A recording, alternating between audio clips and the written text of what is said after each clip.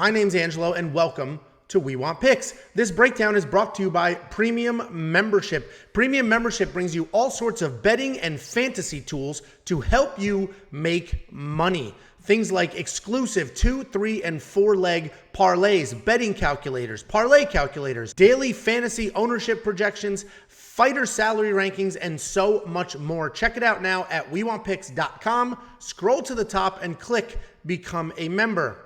And don't forget, we are giving away $50. All you need to do is go to WeWantPicks.com/bets, sign up with any one of our betting partners, make a deposit, and we send you $50 as a thank you. That's WeWantPicks.com/bets. Sign up, make a deposit, we send you $50. Next up, at UFC London, we have Paul Craig taking on Volkan Oezdemir in the main card opener.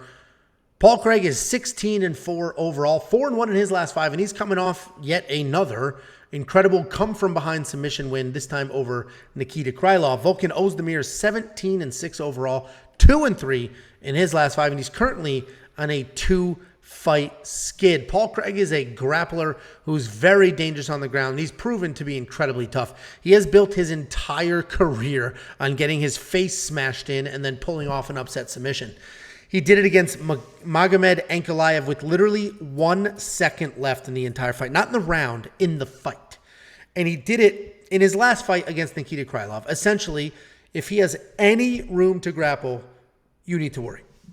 Striking is just okay, but he's not really much of a threat there. But he can be outstruck by most in the division. Volkan Oezdemir is a striker, but more of a boxer than a kickboxer. He does have kicks, but they're not natural, and he keeps them pretty low. He's got a forward pressure style with legit power and volume. He throws his hands hard, and he throws them often. If you watch his fight against Jiri Prochazka, the now champion, they were basically mirror images of each other, just heavy punchers with no regard for their own chin. Volkan actually landed more total and more significant strikes in that fight. He's got a miserable takedown accuracy at only 18%, but I love that here. I love that his takedowns suck because hopefully he's not going to use them, and he has a solid takedown defense at 80%. I think this breakdown is pretty similar to every other Paul Craig breakdown, right? Paul Craig should lose. And he's not going to be the better striker, but if it gets to the ground, he's ridiculously dangerous. The difference between this fight and Paul Craig's last fight is Volkan has no desire to grapple whatsoever. He's not going to initiate takedowns. He's going to be able to defend any that come his way. So the pick's going to be Volkan. Betting-wise, last time I cashed on Paul Craig inside the distance decision, no action. He happened to win inside the distance, right? That's what Paul Craig manages to do. But if he got pounded on for 15 minutes, I would get a refund. I like that bet here as well. Paul Craig is very tough, so I don't think he's necessarily going to get stopped.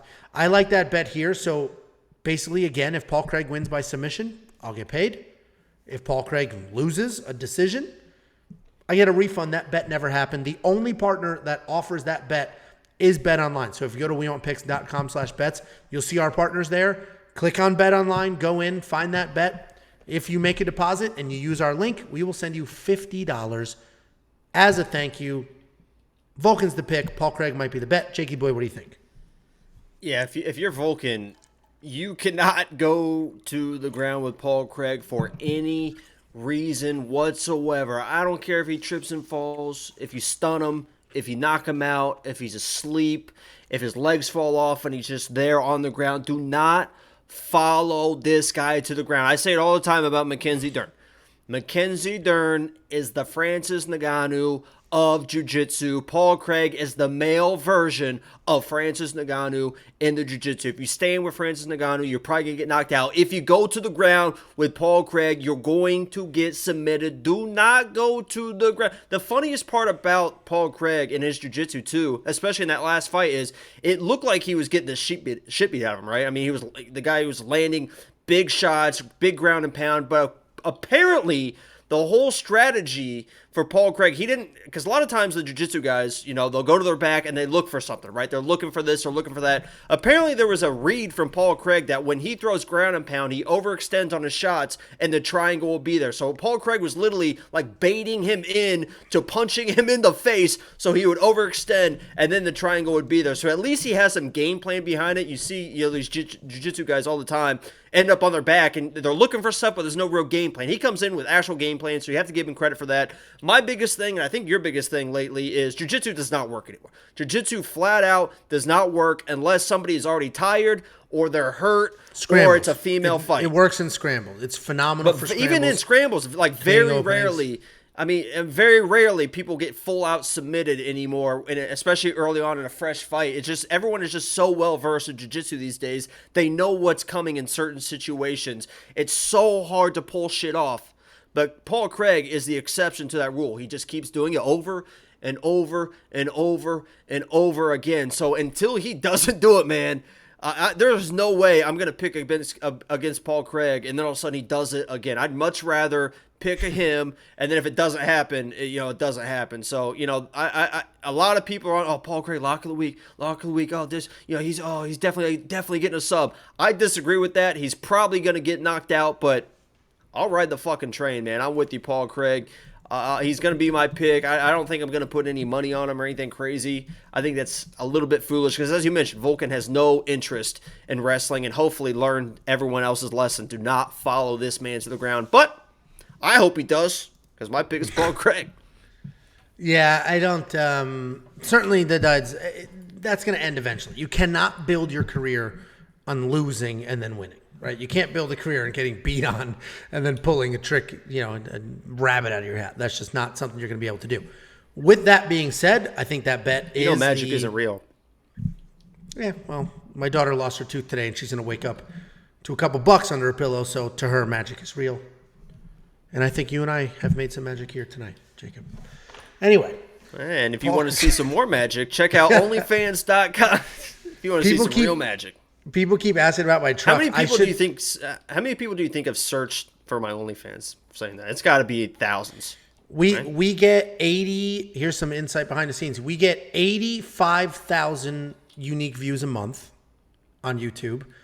You mentioned Freckled Salamander very often. I would say at least 1,000 people have searched it just out of curiosity. A lot of sus people. I need to just do it. Somebody's probably going to steal it. Somebody probably already stole it, honestly. It probably is a thing.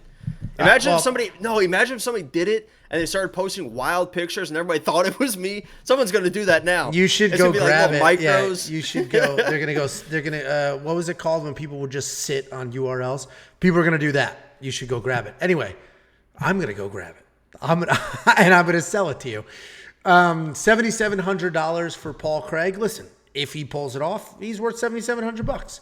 If he gets his face beat in for 3 rounds, then no, he's not worth $7,700. The chat seems to be not like split, but the chat seems to be like, a good amount of people on Paul Craig. So you guys, good for you. You should definitely grab Paul Craig for your DraftKings lineup at $7,700. I like Volkan at 85. That's a fair price point. Because I don't necessarily think he's going to get a stoppage, but $8,500 is not a lot of money, so he should score well.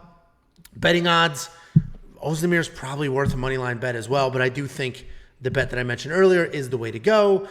And 46 strikes to 65 strikes. What do you think of that monkey knife fight strike line? I'm trying to find that bet. They don't even have the. They'll drop it. Is. Inside distance decision, no action. Paul Craig plus 150. Oh, that's plus money. Oh, I'm definitely going to grab that. Plus 150. Because he's a durable guy. He's a very durable guy. Oh, and another thing that we forgot to mention. If you guys like BetOnline, that's what I use all my stuff. WeWantPicks.com/bet. Sign up BetOnline. They actually have started adding different bets. They actually have most significant strikes landed for each fight now and most takedowns landed. And there's some wild odds. We'll talk about that, especially for the main event and the Chris Curtis fight. But yeah, we'll touch on those coming up.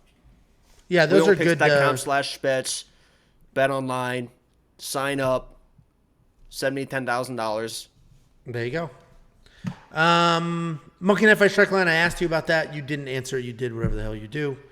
It's a tricky line. It's a very tricky line. I'm not going to touch that line. It's very tricky because Paul Craig, he can strike. He's not, he'll get outstruck, but he'll strike. He's not like clueless. He's not Ryan Hall, right? He can strike. So I don't know what to do with that strike line. I'm not going to touch it. But if you guys want to, WeWantPicks.com/MKF. Bye. This is so much more peaceful when you're gone.